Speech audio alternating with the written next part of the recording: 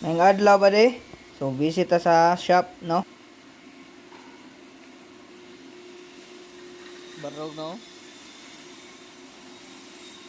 Biya. Basta Christian eh matrabaho lagi. Pangan Christian nadali ka barog na eh. So kauban niya akong papa sa pagkasimbol aning na KTE Idol 19, ning no? Christian. Dire sa Kaya pikas, siya mapaitig an simple sa cylinder head nagatong gilimpyuhan nila. gumana na.